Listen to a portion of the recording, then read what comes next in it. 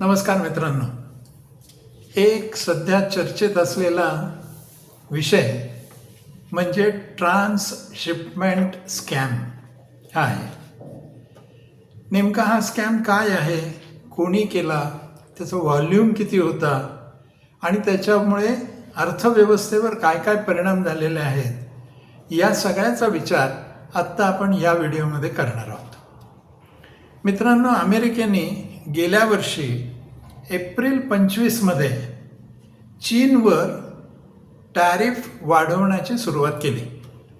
सगळ्यात पहिल्यांदा अमेरिकेने चीनवर 34% आयात शुल्क लावलं. लगेचच त्याच महिन्यामध्ये 84% आयात शुल्काचा दर वाढवला आणि लगोलग 125% आयात शुल्काचा दर वाढवला. इतक्या मोठ्या प्रमाणावर टॅरिफ लावला आणि त्यामुळे काय झालं, हेतू काय होता? हेतू होता चीनमधनं आयात होणाऱ्या वस्तू या महाग होतील, त्यामुळे अमेरिकेत त्याची आयात ही कमी होईल अशी अपेक्षा होती. आता हे कर लावल्यानंतर चीनने सुद्धा त्याला रिटॅलिएट केलं. म्हणजे चीनने सुद्धा अमेरिकेकडनं आयात होणाऱ्या मालावर आयात शुल्क वाढवायला सुरुवात केली. परिणामतः दोन्ही देशांना असं वाटायला लागलं की हे थोडंसं रिसेट केलं पाहिजे आणि म्हणून दोन्ही देशांमध्ये जिनिवामध्ये एक करार झाला आणि त्या करारानुसार दोन्ही देशांनी आयात शुल्कामध्ये कपात करायला सुरुवात केली. अर्थात या गोष्टीला आता 1 वर्ष सव्वा वर्ष झालं. त्यानंतर 13 ऑगस्ट 2026 रोजी अमेरिकेच्या ट्रम्प प्रशासनाच्या white house office of trade and manufacturing policy यांनी एक अहवाल प्रसिद्ध केला. मित्रांनो, त्या अहवालाचं नावच आहे the great transshipment scam, rise, scope and costs. या अहवालातच हा शब्द वापरला गेला, ट्रान्सशिपमेंट स्कॅम. काय हा स्कॅम?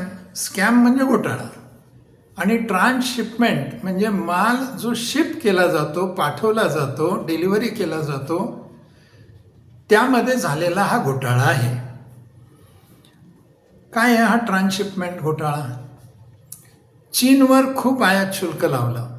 अपेक्षा होती की चीनमधनं येणारा माल कमी होईल आणि अमेरिकेच्या स्थानिक उद्योजकांना त्यामुळे प्रोत्साहन मिळेल, स्थानिक स्वदेशी वस्तू जास्ती विकल्या आणि वापरल्या जातील. प्रत्यक्षात काय घडलं बघा. आता कल्पना करा की चीनमधनं आयात होणाऱ्या वस्तूंवर 50% कर आहे, आयात शुल्क आहे. होणार काय? तिथून येताना माल 50% कॉस्टमध्ये ॲड होऊन अमेरिकेमध्ये येईल, त्यामुळे तो महाग होईल. पण कल्पना करा की व्हिएटनाममध्ये ही इम्पोर्ट ड्युटी फक्त 10% आहे. मग काय करता येऊ शकतं? तर चीनने समजा हा माल व्हिएतनामला पाठवला, व्हिएतनाममध्ये त्याला काहीतरी थोडे कॉस्मेटिक बदल केले, रिपॅकिंग केलं, रिलेबलिंग केलं किंवा थोडीशी प्रोसेसिंग केलं आणि तो माल व्हिएतनाममधनं अमेरिकेला पाठवला, तर काय होणार आहे? 10% इम्पोर्ट ड्युटीमध्ये तो माल अमेरिकेत जाईल. जर तो चीनमधनं थेट अमेरिकेत आला असता तर 50% स्टॅम्प ड्युटी लागली असती.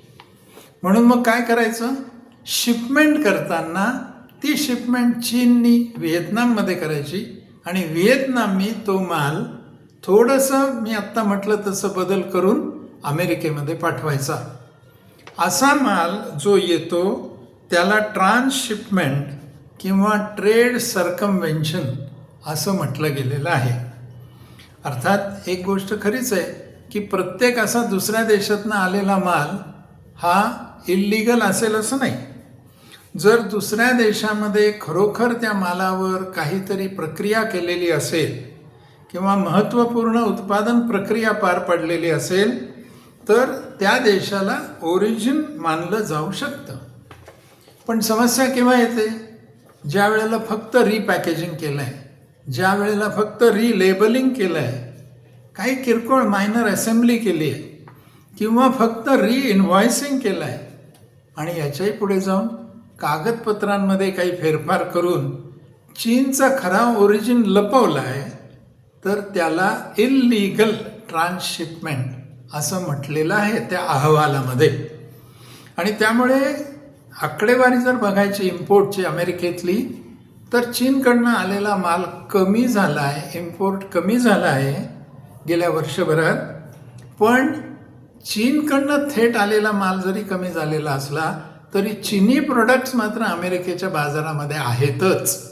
ते अशा मार्गाने आलेले आहेत आणि म्हणून त्याला स्कॅम असा शब्द या अहवालात वापरलेला आहे. थोडक्यात ट्रान्सशिपमेंट म्हणजे काय? चीनकडनं थेट अमेरिकेत माल न जाता, शिपमेंट न होता चीनमधनं दुसऱ्या कोणत्या तरी देशात शिपमेंट झाली, तिथे काहीतरी त्याच्यावर रिलेबलिंग, रिपॅकेजिंग, मायनर प्रोसेसिंग वगैरे किंवा कागदपत्रात घोटाळे करून तो माल अमेरिकेमध्ये आला. फक्त त्याच्यावरची इम्पोर्ट ड्युटी कमी झाल्यामुळे अमेरिकेत येताना तो स्वस्त आला. अर्थात अमेरिकेला या देशांमार्फत चीनी मालाचं ओरिजिन लपवून टॅरिफ इव्हेजन झाल्याचा धोका आहे असा हा अहवाल सांगतो. आता हे कसं शक्य झालं?